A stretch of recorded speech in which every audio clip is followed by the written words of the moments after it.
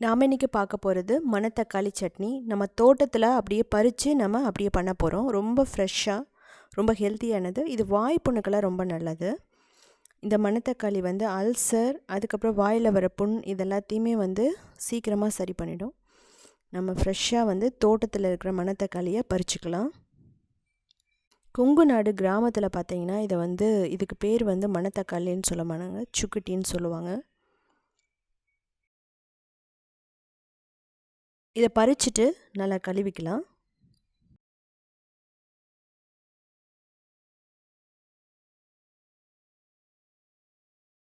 மணத்தக்காளி சட்னிக்கு நம்ம முதல்ல ஒரு 2 டேபிள் ஸ்பூன் ஆயில் போட்டுட்டு உளுந்து, கொத்தமல்லி, கடலைப்பருப்பு, ஜீரகம் இதெல்லாம் போட்டுட்டு லைட் ப்ரௌனாக வர வரைக்கும் நல்லா வறுக்கணும்.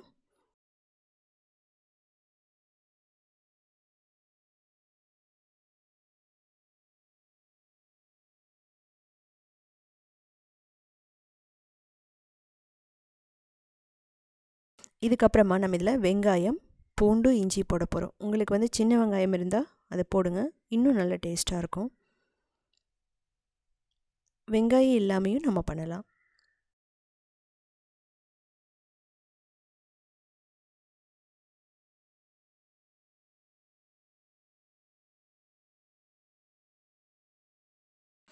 உப்பு தேவையான அளவு. அதுக்கப்புறம் வந்து நம்ம தேங்காய் துருவி போடுறோம். ஒரு 2 டேபிள் ஸ்பூன் போட்டுக்கலாம்.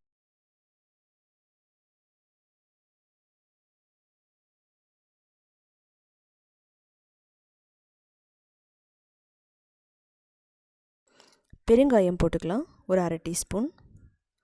அதுக்கப்புறம் நம்ம கழுவி வச்சிருந்த மணத்தக்காளியை போட்டுட்டு தேவையான அளவு ஆயில் ஊற்றிக்கலாம். ஒரு 2 டேபிள் ஸ்பூன் ஊற்றிக்கலாம். ஊற்றிட்டு நம்ம என்ன பண்ணணுன்னா ஒரு 2 நிமிஷம் மட்டும் லைட்டாக வதக்கினா போதும். இது தண்ணி ஊற்றி வதக்கணும்னு அவசியம் இல்லை. இன்னொரு விஷயம், இதுக்கு ஆயிலும் அதிகம் தேவைப்படாது. இதுக்கு வந்து சீசனிங் கூட நம்ம அதுக்கப்புறம் தாளித்து கொட்ட வேண்டியதில்லை, சீசனிங்கும் தேவையில்லை. நீங்கள் தேவைப்பட்டால் புளி போட்டுக்கலாம், ஆனால் உடனே சாப்பிட்றதுனால நீங்கள் புளி போடணும்னு அவசியம் இல்லை. உப்பு நீங்கள் தேவைப்பட்டால் டேஸ்ட்டுக்கு ஏற்ற மாதிரி போட்டுக்கலாம், எக்ஸ்ட்ரா கொஞ்சம். இப்போ நமக்கு நல்லா சாஃப்டாக வதங்கிடுச்சு. இதை என்ன பண்ணணுன்னா ஆற வச்சு நம்ம அரைச்சிடணும்.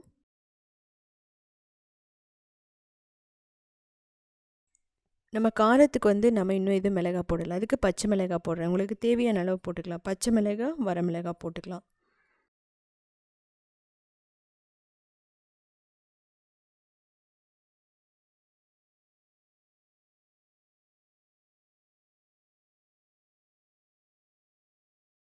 இது ஆறுனதுக்கப்புறம் நம்ம மிக்சியில் போட்டுட்டு கொஞ்சம் பொட்டுக்கடலை நான் வந்து போட்டு நான் அரைக்கிறேன்.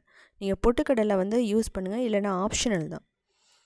ஸோ பார்த்தீங்கன்னா ரொம்ப நல்ல க்ரீனாக ரொம்ப ஹெல்த்தியான மணத்தக்காளி சட்னி நமக்கு ரெடி ஆகிடுச்சு. ஸோ நீங்கள் செஞ்சு பார்த்துட்டு கமெண்ட் பண்ணுங்கள்.